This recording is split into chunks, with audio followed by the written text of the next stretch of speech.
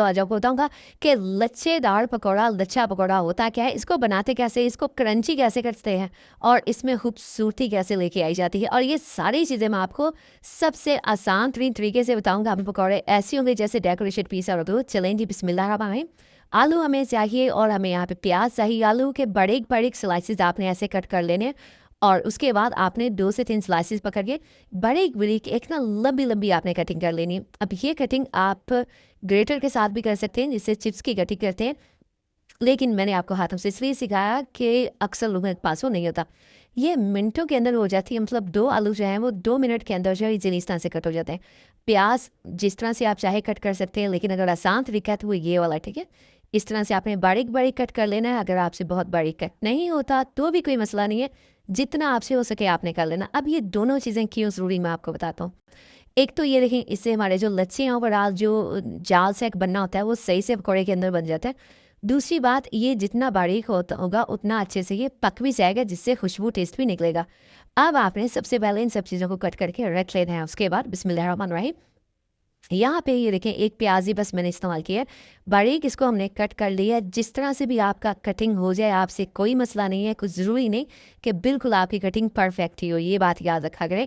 अगली चीज़ ये देखें, आलू, इसको भी हमने इसी तरह से कट कर लिया है और सेम क्वांटिटी में ये दोनों चीज़ें मैंने यूज़ की है। प्याज के बगैर पकौड़ा नहीं बनता मेरे मुताबिक। अगर आपके पास प्याज नहीं है तो आप पकौड़े मत बनाए।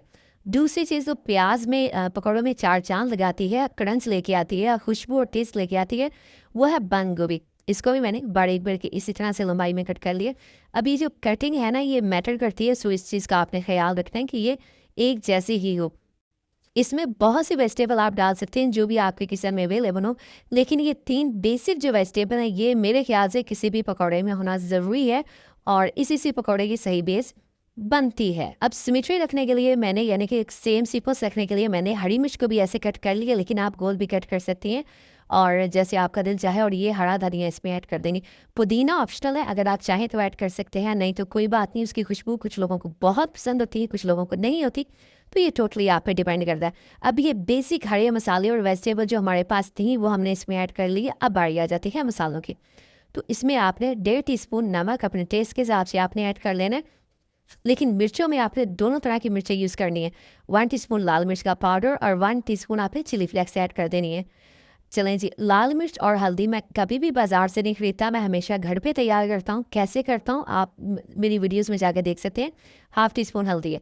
हल्दी और लाल मिर्च कैसे बनानी है, आप देखें, हल्दी ज़्यादा अनुसार या लाल मिर्च ज़्यादा अनुसार, आपको दोनों रेसिपीज़ मिल जाएंगी और घर पे फ्रेश और बिल्कुल ओरिजिनल चीज़ आप तैयार करें। बाज़ार की मिलावट वाली चीज़ों से अपने बच्चों को बचाएं।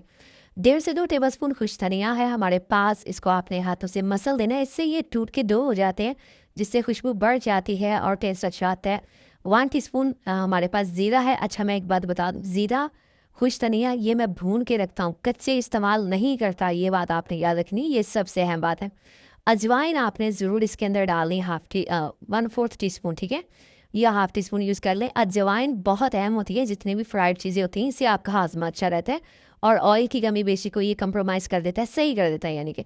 और कसूरी मेथी पकौड़ों में ज़रूर जाती है। अब ये 4 मसाले जो हैं, अजवाइन, कसूरी मेथी, खुश धनिया और ज़ीरा, ये चारों इम्पोर्टेंट होते हैं, इन्हीं से पकौड़ा पकौड़ा कहलाता है। अब इन सब मसालों को बेसन ऐड करने से पहले आपने अच्छे से मिक्स कर लेना है और इसी दौरान मुझे बताना है कितने प्यार से, चाहत से, लगन से, कहाँ से मेरी वीडियो देख रहे हैं, किस शहर से, किस सिटी से। और मुझे ये पढ़ के बहुत अच्छा लगता है, आप इतनी मोहब्बत दिखाते हैं और इतने प्यार से देखते हैं। तो जब आप अपनी जो जगह है जहाँ से आप देख रहे हैं लिखते हैं तो मुझे बहुत अच्छा लगता है, ठीक है। तो उससे एक ताल्लुक सा बन जाता है, कि रिश्ता सा बन जाता है कि फ़लाँ जगह से फ़लाँ शख्स जो है वीडियो देख रहा है। तो थैंक यू सो मच जो ये लिखते हैं, मुझे बहुत अच्छा लगता है, तो उनको थैंक यू वंस अगेन। चलिए जी, अच्छे से मिक्स करने के बाद इसमें हम ऐड कर देंगे बेसन। बेसन को मैंने अच्छे से छान के यूज़ किया था, तकरीबन 1 कप बेसन इसके अंदर जो है वो चला ही जाएगा, ठीक है। अहम बात जिसका आपने ख्याल रखना है वो ये कि आपने बेसन की क्वांटिटी को बहुत ज़्यादा नहीं कर देना। और दूसरी बात, इसमें मीठे सोडे की ज़रूरत नहीं है, ठीक है। बहुत से लोग इसको ज़रूर डालते हैं लेकिन ज़रूरी नहीं होता। अगली चीज़, इसमें आपने लहसुन बहुत से लोग यूज़ करते हैं, वेरी गुड, वो भी अच्छे होते होंगे, बट मुझे लहसुन इतना इसमें नहीं मुनासिब लगता। लहसुन का फ्लेवर काफ़ी तेज़ होता है, जिससे पकौड़े का एक करारापन और बेसन का एक टेस्ट जो है वो डिस्टर्ब हो जाता है। ठीक है, तो सबकी अपनी मर्ज़ी।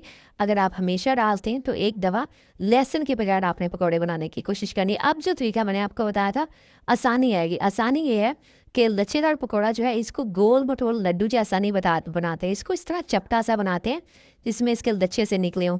तो अगर आपको मुश्किल लगता है, ऑयल गर्म है, तो आप प्लेट पकड़ें, उसके अंदर आप इसको ग्रीस करने की ज़रूरत नहीं, ऑयल लगाने की ज़रूरत नहीं, इस तरह से पकड़ पकड़ के शेप दे लें, एक साइज़ बना लें, इससे आपको आसानी होगी। और जब ऑयल गर्म होगा तो आपको मेहनत नहीं करनी पड़ेगी। अब जब आप इनको ऑयल के अंदर डालना तो आप डायरेक्ट उससे पकड़ के प्लेट से ऐड कर सकती हैं। फ्लेम जो है मीडियम टू हाई होना चाहिए, लेकिन थोड़ी देर बाद आपने 1 मिनट बाद फ्लेम को लो टू मीडियम कर देना है। याद रखिएगा, कभी भी हाई फ्लेम के ऊपर पकौड़ों को नहीं बनाया जाता। एक सेफ्टी मेजर यहाँ पे ये कि जब आप इनको पलटना है तो आपके चम्मच या स्पैचुला जिससे भी आप इसको पलट रहे हैं उसके ऊपर पानी नहीं होना चाहिए। दूसरा, आपके हाथ खुश्क होने चाहिए, क्योंकि पकौड़ों का जो बैटर है मिक्सचर हाथ पे लगा होता है, तो हमने हाथ एक दफ़ा धोने होते हैं। तो अक्सर लोग गीले हाथों से ये काम शुरू कर देते हैं कि वो बहुत एक्सपर्ट हैं या उनको पता नहीं।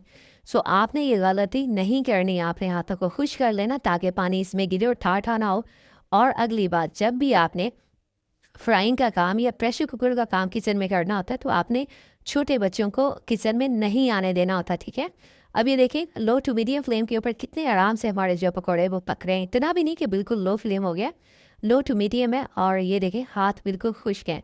अब इसको आप आराम से पलटें और इनको टाइम दें, ये आराम से मज़े से पकें। ऐसा ऐसा करना क्यों है, क्वेश्चन नहीं आपके जहन में होना चाहिए। पकौड़ों के अंदर जो वेजिटेबल्स है जिनमें प्याज और ये जो भी हमने चीज़ें डाली हैं, वो एक नॉर्मल टेम्परेचर पे जब पकती तो हीट अंदर तक आराम से जाती है और वो चीज़ें कैरामलाइज होती हैं, सॉफ्ट होती हैं, पकती हैं, कच्चापन दूर होता है और सही से क्रंच तो आता ही आता है। साथ ही साथ उन सब्जियों के पकने से खुशबू और फ्लेवर भी असल में निकलता है, जो कच्ची या तेज़ फ्लेम पे नहीं निकलता। अब आपने इनको सर्व कैसे करना है खूबसूरती के साथ, बिस्मिल्लाहिर्रहमानिर्रहीम। तो माशाअल्लाह अल्हम्दुलिल्लाह, देखें जी मेरे अल्लाह की शान, उसकी रहमतें नेमतें और बर्थ जमा गॉड में। अब याद रखिएगा, अगर कोई भी चीज़ आपने बनाई है, पकाई है, आपने तैयार की है, अगर आप खुद उसको खूबसूरती के साथ, प्यार के साथ और नफासत के साथ सर्व नहीं करेंगे तो सामने वाले को भी अच्छी नहीं लगेगी। आपने कोई भी चीज़ बना के इस तरह से प्रेजेंट करनी है, पेश करनी है, खाने के लिए देनी है, जैसे वो बहुत कीमती चीज़ है। ऑफ कोर्स वो है भी, लेकिन आपने कहने का मतलब ये है कि उसको खूबसूरती के साथ सर्व किया करें, नफासत के साथ। इससे चीज़ की वैल्यू भी बढ़ती है और खाने वाले को भी पता चलता है कि उसके लिए कितनी मेहनत करेगी। ये दुआ में रखी वीडियो को लाइक कीजिए, जान सर को दीजिए इजाज़त। अगली वीडियो तक अल्लाह हाफिज़।